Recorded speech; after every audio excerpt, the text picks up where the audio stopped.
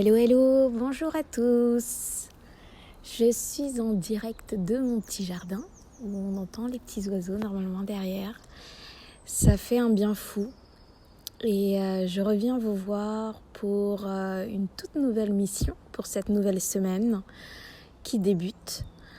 La mission de cette semaine sera un thème qui nous passe sous le nez assez souvent, j'ai l'impression, c'est l'instant présent. Vivre l'instant présent. L'instant présent, j'aimerais que ça évoque réellement quelque chose en vous et que ça ne soit pas juste des termes dans le flou. Alors, l'instant présent, c'est surtout comprendre, vivre, ressentir ce qui se passe autour de vous maintenant. Il faut savoir qu'un être humain, dans sa journée, on a entre 80 000 et 90 000 pensées par jour. C'est énorme, on s'en doute pas, mais c'est la réalité. Dans ces pensées, dans ces 80 000 pensées, 70% de ces pensées sont des pensées du passé. Donc ce qui s'est passé hier, ce qui s'est passé la semaine dernière, le mois dernier, l'année dernière, les ressentiments encore qu'on n'a pas guéris. Et le reste, c'est le futur. Est-ce qu'il va se passer ça? Est-ce que je vais réussir ça? Est-ce que je peux faire ça? Toutes les possibilités qui s'offrent à nous et qui sont encore dans le flou.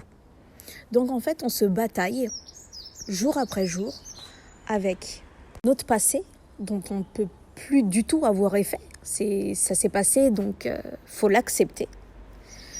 Et le futur dont on n'a encore aucun pouvoir.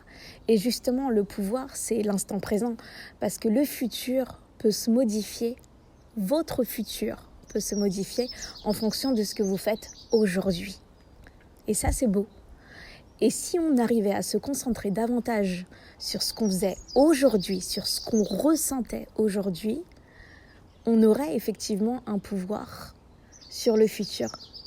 Au lieu de se batailler et de réfléchir et de déprimer continuellement sur des choses dont on n'a pas pouvoir pour le moment.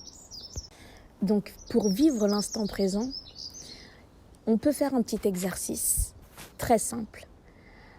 À n'importe quel moment de la journée, jusqu'à 3 fois dans la journée pour commencer, ça serait génial. Ça serait de vous poser et de faire travailler vos sens. Nos sens. Tout d'abord la vue. Qu'est-ce qu'on voit là tout de suite devant nous? Même si vous êtes à la maison, même si vous êtes dans une pièce, vous êtes tous les jours.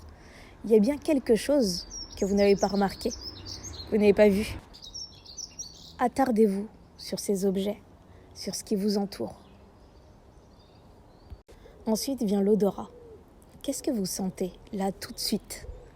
Est-ce que c'est votre petit café du matin, votre jus d'orange? Puis on a le goût. Et on oublie souvent ce sens-là. Qu'est-ce que vous mettez dans la bouche? Qu'est-ce qui est bon? Qu'est-ce qui vous fait plaisir? Ensuite vient le toucher. Qu'est-ce que vous touchez là tout de suite dans vos mains? Qu'est-ce qu'il y a entre vos mains? Et on fait une pause. Et enfin, il y a l'ouïe. Qu'est-ce que vous entendez là tout de suite? Moi, voilà, je suis posée dans mon petit jardin, j'entends les petits oiseaux.